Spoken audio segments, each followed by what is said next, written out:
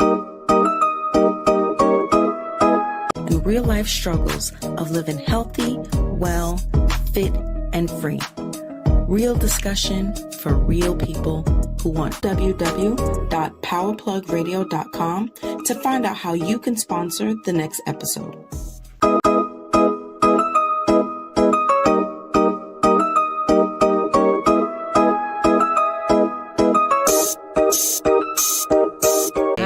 I am well. Glad to be back and happy to see you. Glad to see you and glad.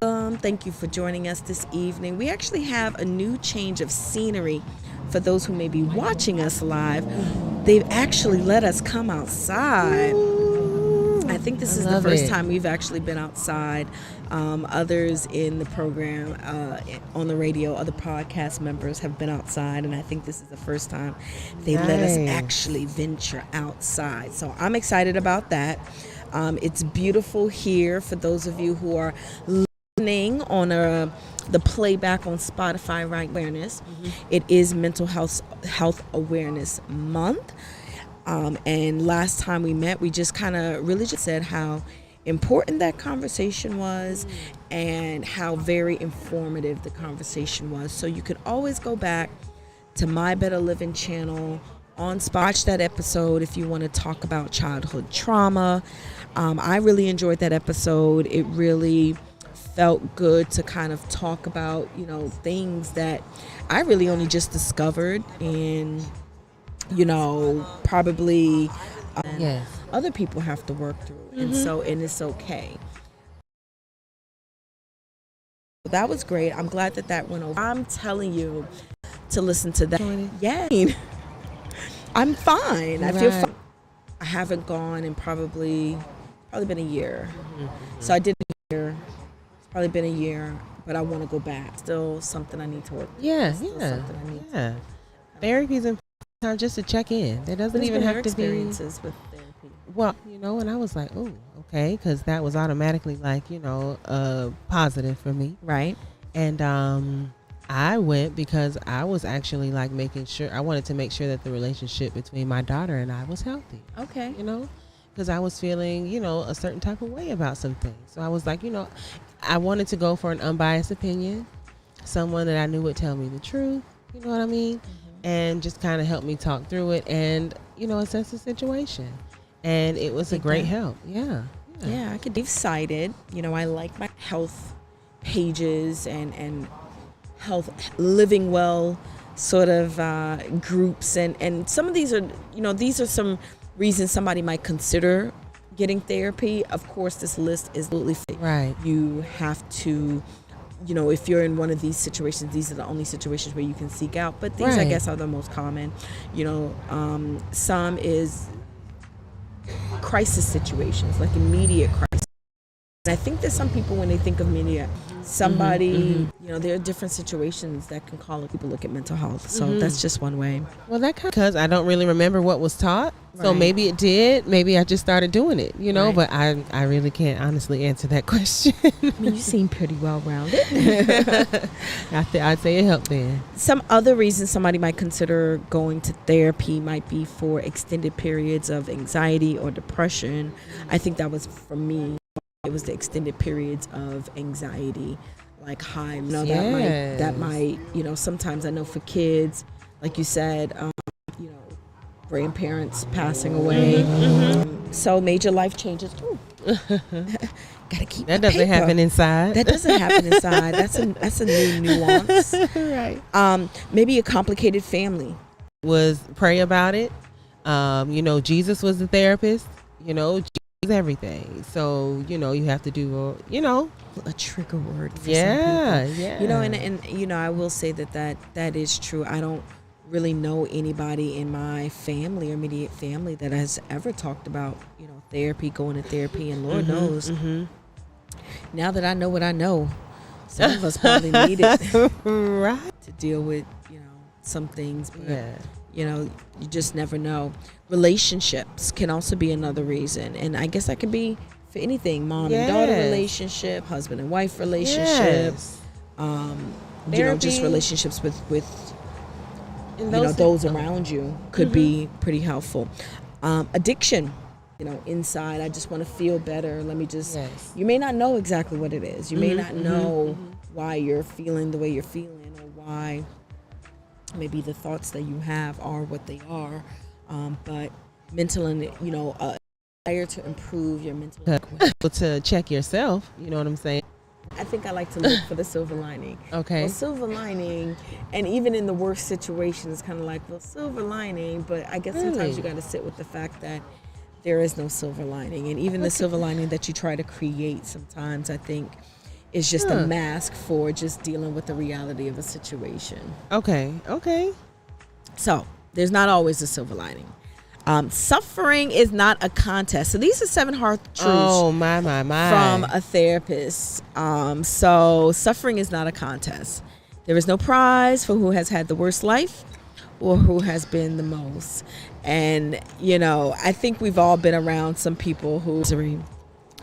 And the 7th one is you can ask for what you need, whether others can give this to you, a realization of you kind of setting the rules about you. Yes. Like when you pick up a microwave, like any process that you have to go, I feel like that kind of speaks to teaching people how to treat you. And they make a decision whether or not they want to sign up for your instructions. Yes. And if not, it's not in your control. Ultimately, knowing that, listen, I learned a long time ago that the difference between an expectation and a standard is that one is communicated and one is not.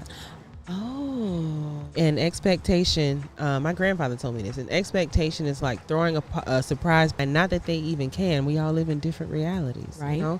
And a standard is communicated upon, and both sides have the opportunity to agree to it versus one. I like that. So those were the 7 harsh truths, which I really, really like.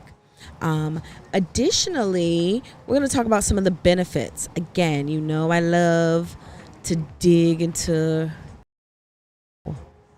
things. Yeah, I like to dig into things. So here's the universe for and I will say this, not only, I think, depending on what you're getting or therapy, I understand what it means when it says increase in communication, because it's not just with other people, but you got to increase communication with yourself. Yes, you do. Depending on what may be going on, usually the first person in our minds that we're talking to is ourselves. Yes. And so, therapy can help with even negative self-talk and things like that. So increase in communication overall, affirmations and things like that. So that requires a complete reprogramming, because first we were told that talking to yourself was crazy. Don't ever talk to you. Checking in with yourself. Checking you have in to make with sure yourself. You're okay. Checking in. So I'm going to just say this, and I've been running around like crazy for the last 3 weeks. I wouldn't even say 3 weeks. I think it's been longer, where every weekend and every day is something going on. And I said yesterday, I was like, I need to just take a time out. Yes. I'm going to have to just take a time out, put everything on pause just to check in with me. You have to do that. Yeah. I agree. And A little bit just running around, but definitely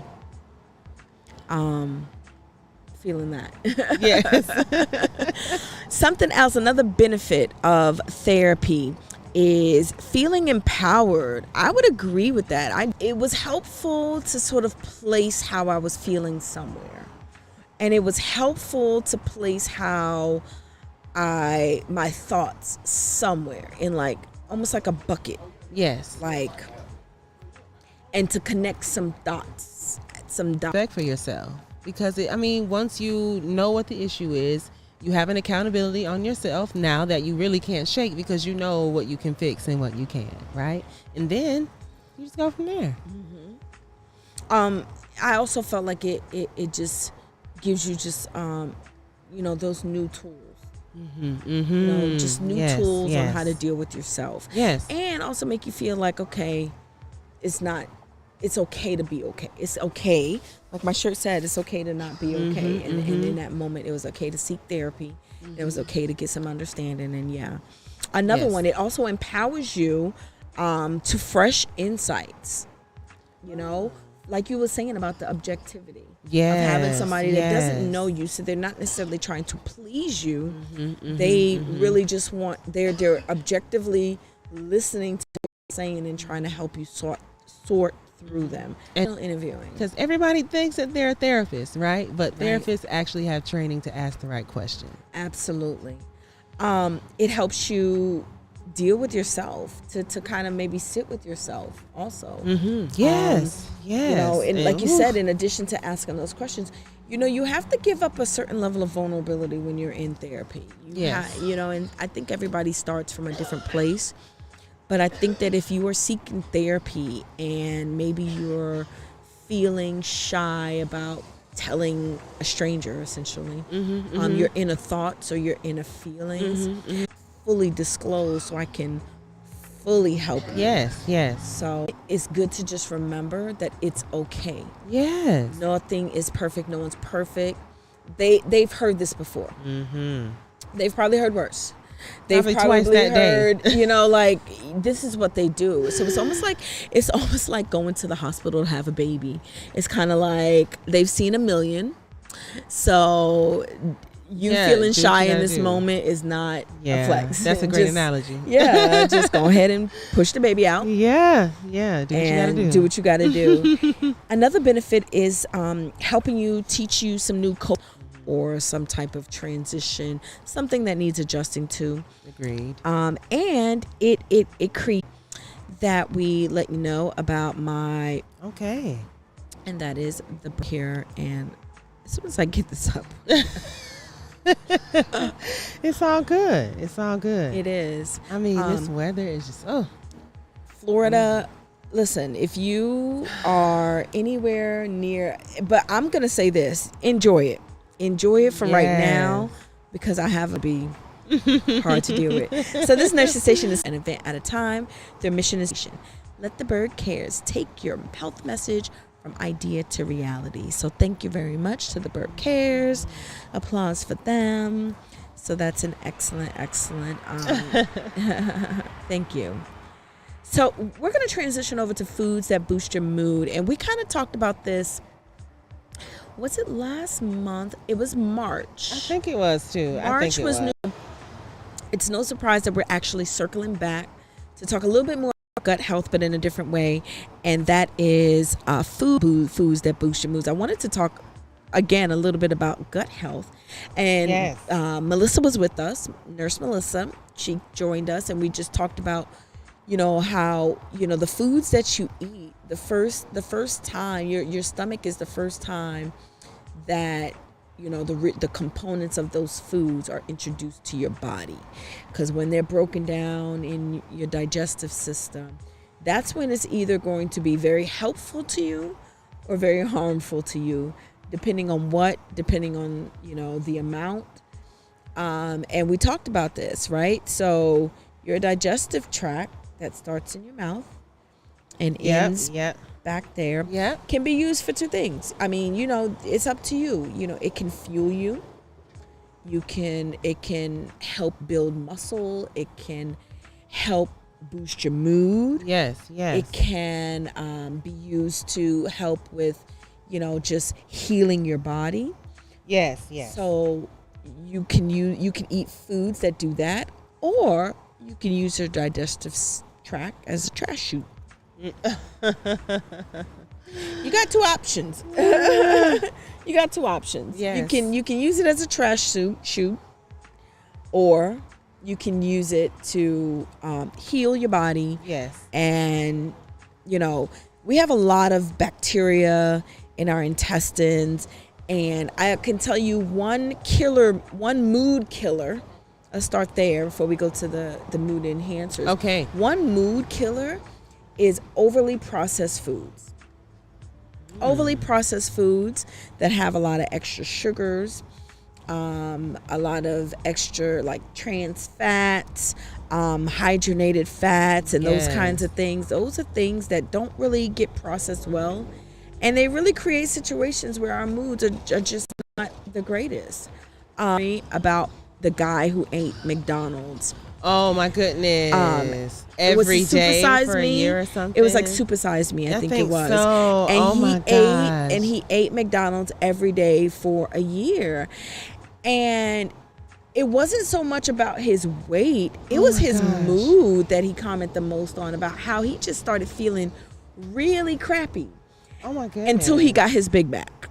Or he would feel really just like he just started not feeling well mood-wise, which was really interesting. Yes. I actually haven't watched that, but I should. Yeah, it's called it's some years old. So this was I remember it. I yeah, just you never remember watched it? it. Yeah. So yeah, that was a good one. So yeah, that goes to just show you how, again, the foods that you eat can really affect what's going on in your body. If you are taking in foods that take, you know, an absorbent amount of time to digest, or the things that you're digesting within it are hard to break down, or maybe your body just doesn't have use for it, or maybe it could be it breaks down and it creates toxins. You know, all of those things are going to affect you. I know, like, if my stomach's not right, or if I'm bloated and crampy, I just don't feel good. I'm not in a good mood. And so we're going to talk a little bit about the foods that actually boost your moods. Yes. And we like those. And let's not forget that serotonin and dopamine are made in the gut. Yeah. And there are foods that feed them. Talk to the people about the serotonin Well, yes, and the the dopamine. serotonin Absolutely. and the dopamine. The serotonin is like you're happy, feeling glad, and your dopamine is the satisfaction and achievement. Yes. So it increases. It's those good feelings. It's those moments when you feel really good. So some foods that, and I don't think I'm on. Here we go. So foods that boost your moods. And so these are some things that I think we need to include more of in our diets. Believe it or not, chocolate made the list. So chocolate, and I would say sparingly, is a food that can boost your mood. One thing that I did notice with a lot of these is that it had some type of antioxidant or something that a lot of these have, like antioxidant. Green tea is another food that can boost your mood. It has some amino acids that can decrease depression. Yes. So if you want to take in a good green tea, it doesn't have to be hot. It can be cold, maybe daily.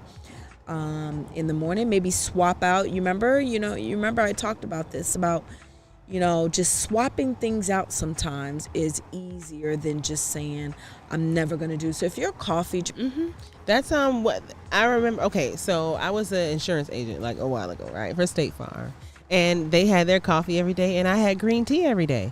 Now I didn't drink the green tea because so I saw that it was health benefits, but I didn't drink it for the health benefits. I just wanted something to drink in the morning with everybody else. What did you notice from the green tea? The very first thing that I noticed was that the bloating was gone. Okay. The bloating was gone, and then it stayed that way every day, because you would have some days where you feel less bloated than others. No, it was like that every day. And then my section, and I remember feeling my body just in the midsection heat up around every day around the same part, and it was the green tea actually working on the midsection. Okay, I like that. Yeah, I like that. So not only does it help with some depression, it can also help with some gut bloating, and yes, it really did, and helping trim the tummy. Yes. So green tea, great thing to boost your mood.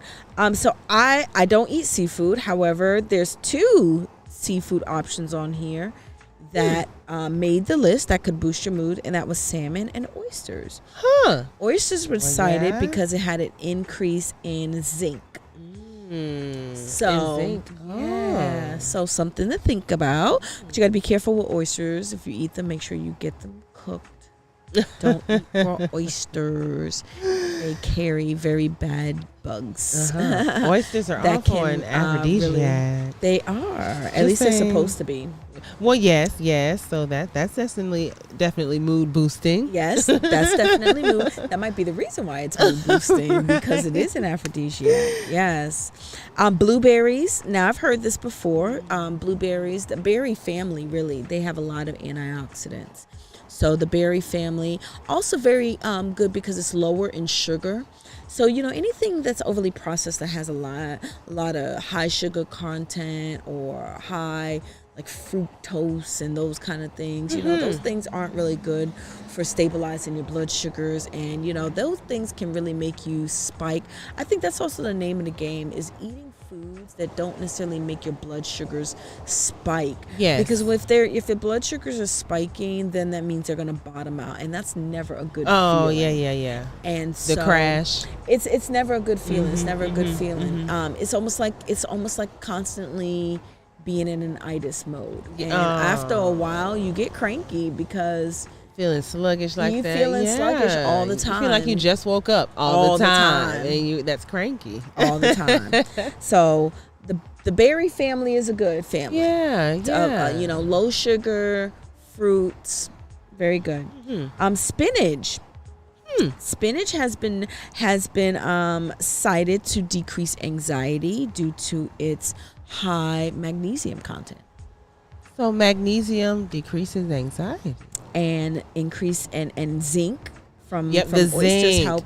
help as well. So magnesium and zinc are a good pair. So and finally, back to what we were talking about, the probiotics. Oh yes, made the list. Some people get their probiotics from like yogurt. You can also get, you can also take a tablet if you want, if you're dairy free. A lot of people like kombucha. I like kombucha.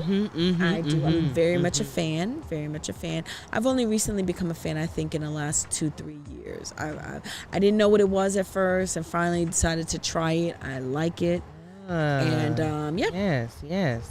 Oh, also turmeric. Did you know turmeric is a natural antidepressant? And a natural anti-inflammatory. Yes. And because it's anti-inflammatory, there's been a connection or a link between depression and inflammation, chronic inflammation. That makes sense. So with it, taking away the inflammation, it boosts the mood because your body just feels better. So then you feel better. What's your go-to put you in a good mood? Food. Damiana. Okay, what's in Damiana? Oh my goodness! So Damiana has been referenced for years. I mean, ancient for its mood boosting properties, but it's also an aphrodisiac tea, but also the tea of self-love. It's like when you drink it, you just feel good, and it's like the smell of it, the aroma. It's also a smokable herb. Wow! So you can so you can have it that way, and just the aroma of it. But of course, it has other properties like, clearing the blood, antioxidant, all of those things. Yes, I like that. So that's your go-to feel-good tea. It is. I think my go-to feel-good food is almonds. For some reason, my body really likes it. And whenever I eat them, it's like my body gets happy. And I just, notice after consistently eating it for a snack that I'm like, wow, my body just seems to perk up when I eat almonds. And I don't know why. It's really kind of strange. As I said to myself, I'm going to look this up and see. I haven't found the time, but I will. Now that I'm talking about it again, I am going to definitely look it up and see, what is it? It's triggering something inside. Yeah, see what it tickling releases. Something in the back. Yes. Whatever it is, it makes me feel good. And I know the turmeric, I take turmeric every day. So I know that makes you feel good. Yep. I make it from the raw root and powder. So Right. So, as we're, continuing with your mind. Yes. And I hope that this was really helpful for anyone out there that, really wanted to. So we have Melissa coming back. Oh, yay. And we're going to talk about stress management, because I also think that is part of your emotional and mental health, is managing your stress. I'm pretty sure we're going to talk about the gut because, hey, thank you so much for joining me again this week on My Better Living, episode 13. We will be back next week. Do you have any words for the people before we go? No, just thank you for tuning in. Join us again next week, and thank you. Love you. All right. See you guys next week. You're listening to Power Plug Radio, home of your throwback jams.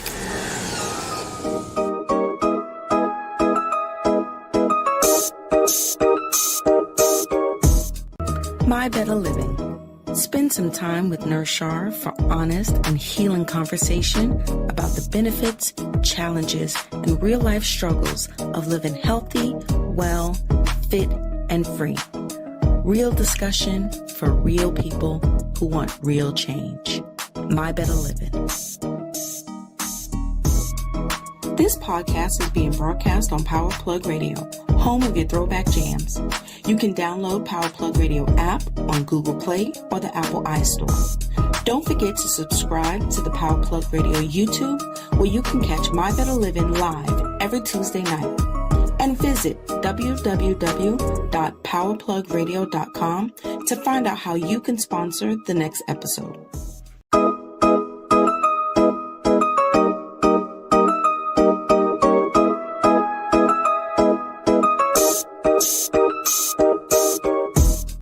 My Better Living. Spend some time with Nurse Shar for honest and healing conversation about the benefits, challenges, and real-life struggles of living healthy, well, fit, and free. Real discussion. You're listening to Power Plug Radio, home of your throwback jams.